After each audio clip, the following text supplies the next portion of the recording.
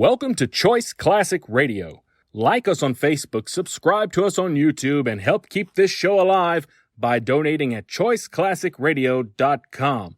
For more of your favorite old-time radio shows, join us on our companion podcast, Choice Classic Radio, Mystery, Suspense, Dramas, and Horrors, where we bring to you the most mysterious tales that the golden age of radio had to offer.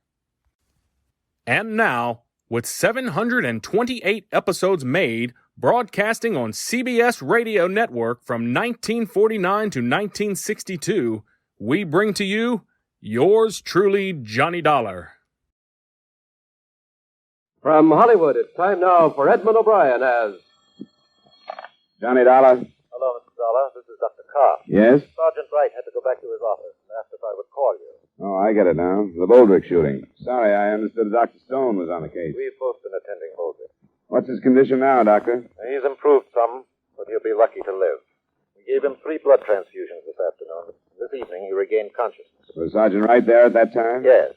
What did Boldrick say? Did he say who shot him? No, he wouldn't talk about it. Said he didn't remember, but he was lucid when he arrived. Oh. When do you think I can see him? So that's why I called, Mr. Dollar. You can see him this evening. Sergeant Wright hopes that since you aren't a police officer, perhaps Boldrick will talk to you. Well, I can try. I'll be there in about 45 minutes.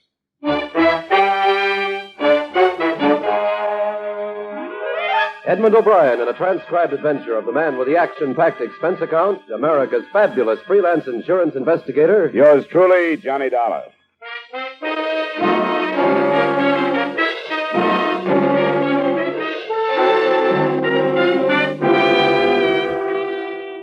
Expense account submitted by Special Investigator Johnny Dollar to Home Office, Corinthian All Risk Insurance Company, Hartford, Connecticut. The following is an accounting of expenditures during my investigation of the Arthur Boldrick matter. Expense account item 1, $2.30 cab fare from my apartment to the emergency hospital.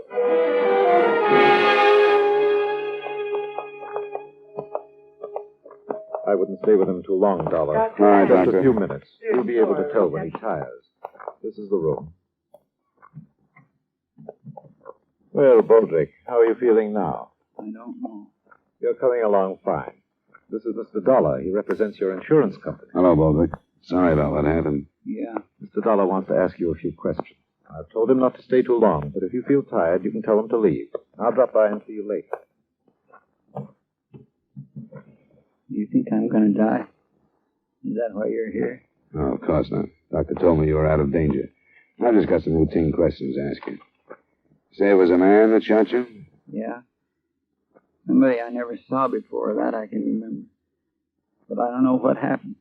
You remember where you were when you were shot? It was in the backyard near the garage. I was right by the garage door, and this guy'd come around from the alley, and What did he say to you? he was after the car keys. I had them in my hand. He made a grab for me. He said, "Give me those keys," or something like that. And I gave him a push, and that's when he shot me. After then, I didn't even know he had a gun. You didn't see it when he asked for the keys? No, if I'd have saw it, he could have had the keys. I don't fight no man with a gun. What did he look like? Oh, that's one of the things I don't remember too good. It happened so fast. He was wearing like overalls or something. What color? Oh, blue. It seems like only faded. Could have been shirt and pants too. It was awful fast. There he was, and then it happened. What else about him? That's about all. I think he was sort of dark, but I don't think I'd even know him for sure if I saw him again. Maybe I would. Maybe you'll remember more if you try. I will. I figure this guy, whoever he was in trouble or something, and he just needed a car in a hurry. But he didn't take the keys. Well, I figured he lost his nerve. Wilma come running out when she heard the noise. Will Wheeler from next door. This guy was gone when they got to me. Well, I won't bother you any longer, Boldrick. You will help find this man if you'll think about it as much as you can and try to remember what he looked like. Don't worry, I will. Hey, Mr. D, do you think they'll let my wife come to see me tonight? I'd sure like to see her. I don't know. But I'll ask Dr. Carf on the way out. I'll see you later, Boulder.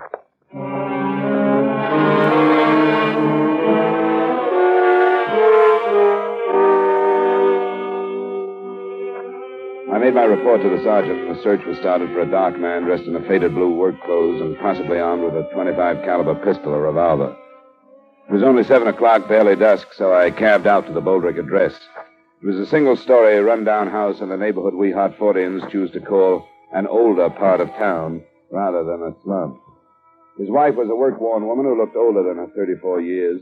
She led me into the backyard and showed me the garage that faced on an alley and the spot still stained where her husband had lain.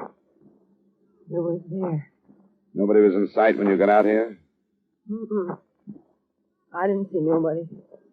Neither did Will Wheeler. Your husband mentioned him. He lives next door? Yeah, that house.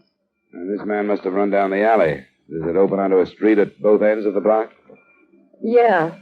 It runs clear down to Lawrence and up to about Cedar the other way. I should think that most of the people in the neighborhood would be home at that time. The time he was shot. Wouldn't you? I should think so, yeah. And the police will probably find somebody who saw this man running down the alley.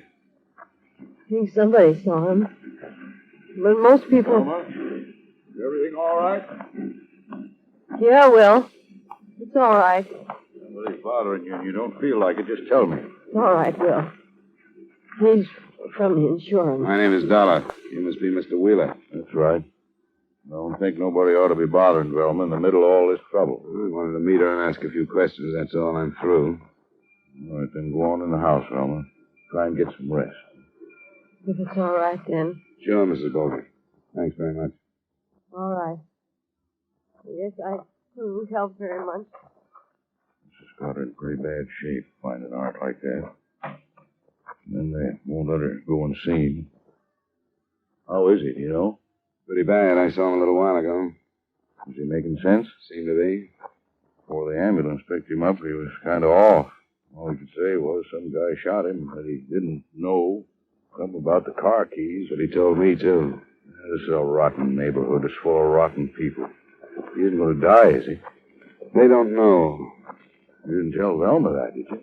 No, but I think somebody should before she reads it in the papers. One of the dangers is a wound he got in the last war. Yeah, in the lung. 2 slugs he took this afternoon may take care of the other one. Oh. I didn't think it was as bad as that. Guess I'd better tell her. I've been a friend of Art's for a long time. Well, I'll see you later, Mr. Dollar.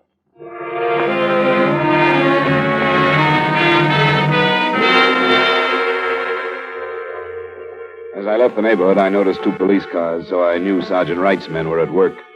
I was in his office a little later when 2 of the men brought a witness in. This is Mr. Dollar, Mrs. Cole. How do you do? Mrs. Cole? It was nice of you to come in. I thought it was my duty. The other policeman wanted to know if I was in my backyard near the alley when there was that shooting, and I was. How far from the Boldrick house do you live, Mrs. Cole? Well, there's 2 houses between theirs and where I live. Those policemen told me they were looking for somebody who saw a man running down the alley. I've got a garden out back, and that's where I was when I heard the shots. I didn't see no man running, but I saw a car come from that way. Which way do you live from the Boldricks, Mrs. Cole? Down from them. South, that is. And did you recognize this car? No, I didn't. I didn't see the man in it either, but it came from that way. Did you see anybody else in the alley at the time? No. At first, after I saw the car, I thought it was backfired. But then when I heard about the trouble, I remembered the car. Well, we're glad you did, Mrs. Cole. Was the car traveling fast or slow, would you say? Oh, about medium, I'd say. They can't go too fast in the alley on account of the chuck holes. What color was it? Tan or brown. I don't know much about what kind it could be. I think you could call it a sedan. Anything else, Dollar? Not right now. The officers you came in with will want to ask you a few more questions, and then they'll drive you home, Mrs. Cole. No. I want to thank you very much. Well, I hope I've been some help. Good night, Mrs. Cole. Good night. Nothing fits, Dollar. 3 witnesses on the other side of Boldrick's place swear they would have seen anybody running in the alley at that time. And this one says she saw a car leaving. Oh, it's still early. I guess we'd better phone the hospital, find out if we can see him, huh? Yeah. Yep. I'll put out an alarm on a brown or tan sedan, and then I'll call.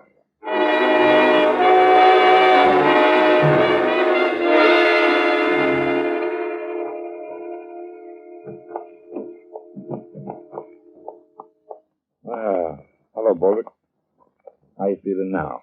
Not so good. How come they tell me I'm not strong enough to see my wife and then they let you guys come in? I want to see her. It'll only be a few minutes. We thought you'd like to know what they found out about the shooting. Sure I would. What? Well, enough to make us wonder if you're telling the truth about what happened. I don't get you. 3 witnesses who live in your block say that a man didn't run down the alley after the shooting. Well, I can't help what they said, can I? But another witness said she saw a car drive away. The more people we question, Boldrick, the less possible it seems that this man you talk about could have shot you. They'd have no reason to lie, so we've come back to you. You haven't been telling the truth, have you? Why should I do anything else? What about this car that drove away? I didn't see any car. I don't know anything about Now, it. look, you've been evasive about this from the beginning. You told me you couldn't remember, but you had time to think before Dollar got here. And you gave him the story about this man. We think you're protecting whoever shot you, Boldrick. That's crazy. We want you to tell us who it was. I can't tell you. I don't know. You won't tell us who was in the car? Leave me alone. All right, Boldrick. If you want to protect whoever tried to kill you, I guess it's your business. But we'll learn who it was. Wait a minute. I deserve to get it. That don't make any difference to you, but it does to me. I don't want to hurt anybody anymore. That's why I won't tell you. Now, take it easy, Boldrick. There was only one way to stop me from hurting people. What were you doing? My ex-wife. You were still seeing her? I guess there was only one way to stop me. I was hurting her husband, my wife, and my friend. Was her husband in the car, Boldrick? I think we better call the doctor. Was her husband in the car? Yes, but I don't want to hurt him anymore. Maybe we shouldn't have questioned him, huh? I'll call Dr. Karp.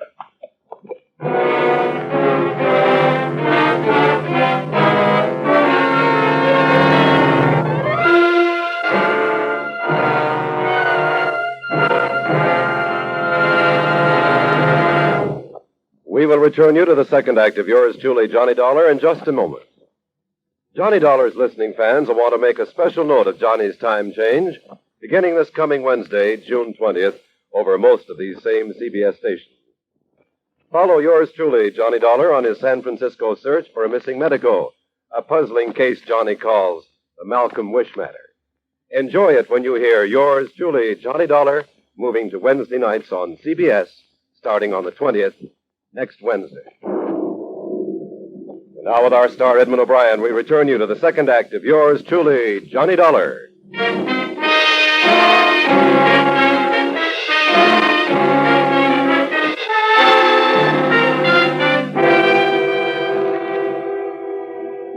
With Arthur Boldrick nearing the point of death, the next move was obvious. To bring in the man he had accused and arrange a formal identification and accusation. Sergeant Wright called 2 other officers to stand by the hospital and, in case we were too slow, get a deathbed statement. Then Wright and I left. The dying man's first wife, Anna, had married a man named Thomas Hood. We found their house in a slightly more desirable neighborhood, but not too far from where the Boldricks lived. Yes? Are you Mrs. Hood? Yes. Here you are. Here you are. Police. Is your husband at home? No, he's out of town. What's the matter? I think we'd better come in and talk to you then. What do you want with me? We want to talk to you about Arthur Boldrick. What did he do? He was shot this afternoon. Now, may we come in? All right. This is Mr. Dollar. He's a private investigator. Mrs. Hood? Art is dead. No, but he's not expected to live. Why did you come here? We just left Boldrick a short time ago. He told us your husband shot him. Oh, no. No, he didn't. You said your husband was out of the city, Mrs. Hood. When did he leave? This afternoon. Why did he leave? He went on business. He's a salesman. He's out of town. He couldn't have shot him. What time did he leave? It was this afternoon. I think about 4 or so. He left this house about 4? I think that's when it was. Boldrick was shot a little after 5:30, between then and 5:45. Is your husband's car a sedan or a coupe or what? A sedan. What color? Tan. A sedan driven by a man and described as brown or tan was seen leaving the alley near where Boldrick was shot. Huh? It was seen a few seconds after the shots were heard. No. No, he didn't do it. Better sit down, Mrs. Hood. Come on, sit down. He didn't shoot him. I swear he didn't. I swear. You mean he approved of your saying Boldrick? He did. do that. Boldrick. My husband didn't know. I know I was wrong. I shouldn't have seen him. That doesn't make any difference. Except my seeing him didn't have anything to do with whatever happened. Tom didn't shoot him because he didn't know about it. And he mustn't know. He mustn't find out. In spite of what you thought, it looks like he did know. Now, where is he, Mrs. Hood? We want to reach him tonight. I won't tell you. He didn't have anything to do with it. And I can't let him find out about Art and me. Mrs. Hood, according to the doctors, Boldrick won't live through the night. This is going to turn into a murder case. What we say to your husband about you isn't important in the least. Very few things are when it's murder. He didn't know. He didn't have anything to do with it. When do you expect to hear from him? I don't know. Sometimes he phones, but never the first day out. Usually to say he'd have to stay out longer than he expected to.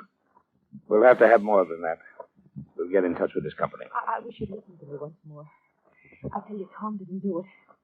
If you talk to him, all you're going to do is bust up our lives. That's all you're going to do. Then I guess that's what we'll have to do. You ready to go, Dollar? By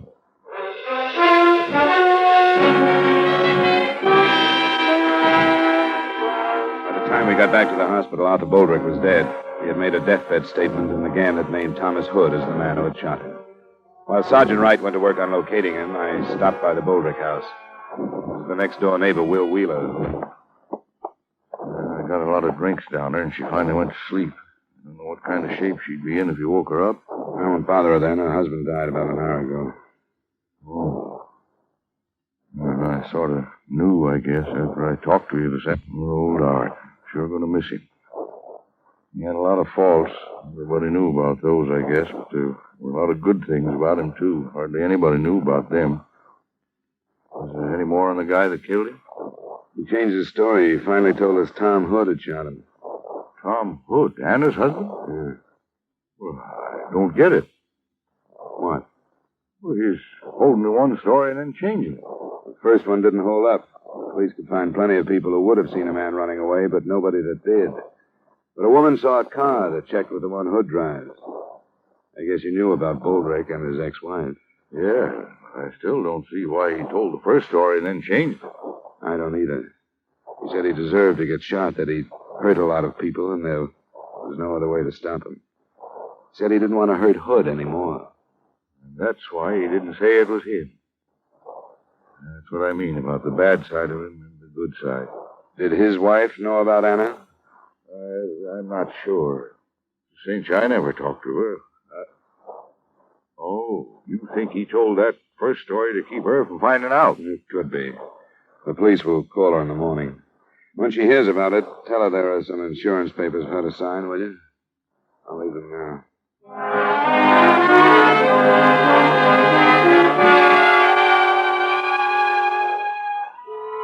The next morning, when I phoned Sergeant Wright at 10, things stood pretty much the same. Thomas Hood hadn't been located. He supposedly had left for Boston, where he was expected to check into the Royce Hotel, but he never reached there. The Massachusetts police were alerted, and we were sure that part of it was covered. I got to Wright's office at 10:45, and at 11:30 we were thrown a curve. My name is Mandel. I read in the paper this morning about the shooting out north yesterday. Well? My friend said I was a fool for coming in to see you, but I work on radio repairs, and I delivered a set to some people in the next block that afternoon. What time did you deliver it, Mr. Mandel? About 5:30, a little after.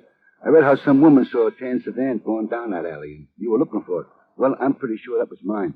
You drove through the alley? Yeah, I did. You're sure of the time? You can ask the people who own the set. Their name is Olster in the next block. You followed the alley through the next block? Yes, I did. The same way that dame said. Did you hear the shots? No, but I think I know why.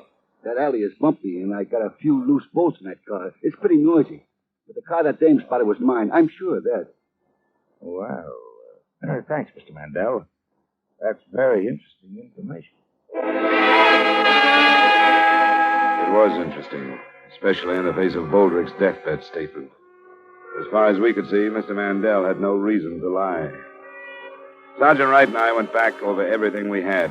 When we'd finished, there were only a few points from which to start the investigation again.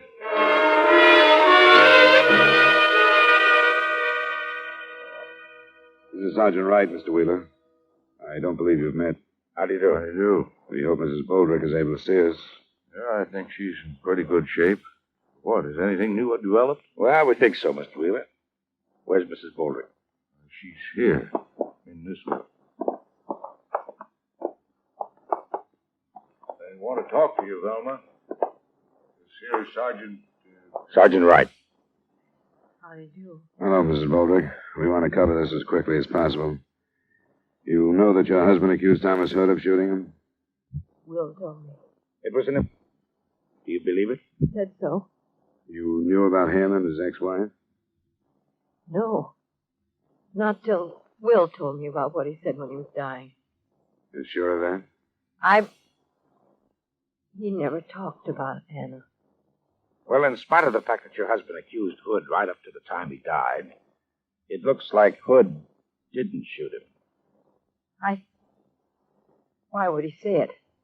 Must have been that he was trying to protect someone. But if you didn't know about him and Anna, he couldn't have been protecting you, because you wouldn't have had any reason to kill your husband. So, who do you think he was protecting, Mrs. Boldrick? I don't know. Wait a minute.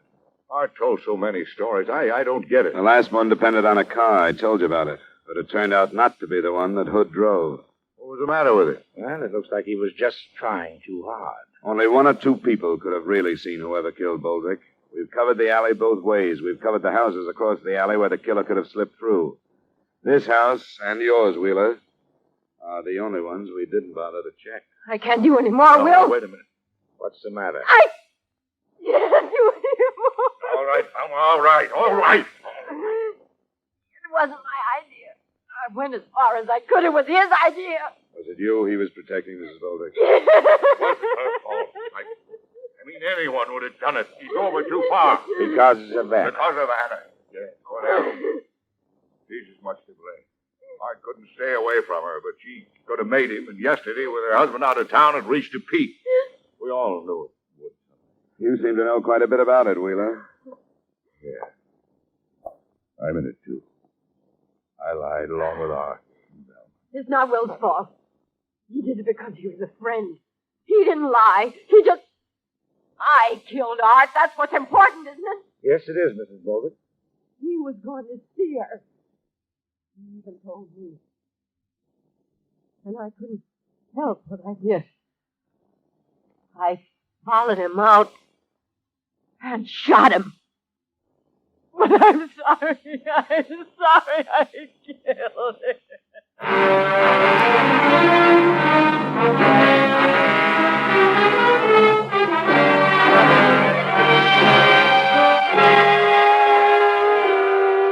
Expense account item 2, miscellaneous, $75. Expense account total, $77.30. Remarks? According to precedent, Mrs. Boldrick will probably get one of those widow's specials, from 3 to 20 on second-degree murder. That should have her out of prison in a little over 2 years, so the company has that length of time to figure out ways and means to avoid payment of her claim. Yours truly, Johnny Dollar.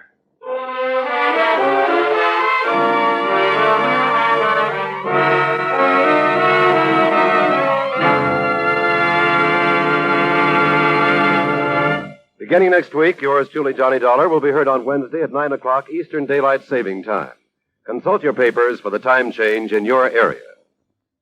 Yours truly, Johnny Dollar, stars Edmund O'Brien in the title role and is written by Gil Dowd with music by Wilbur Hatch. Edmund O'Brien can soon be seen in the Paramount Pictures production, Warpath.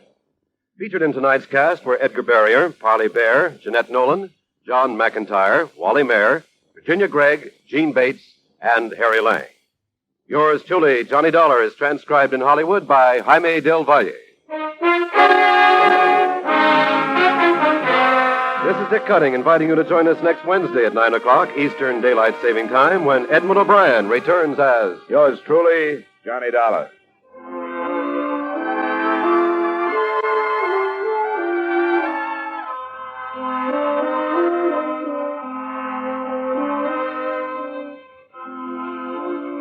Here is a really novel crime-busting switch.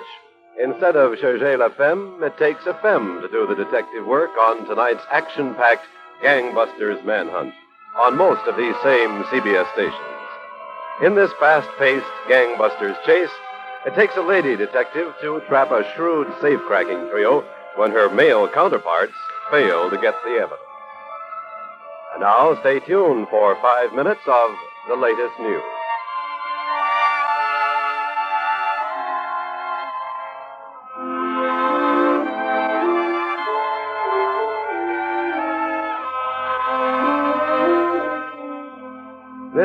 CBS, the Columbia Broadcasting System.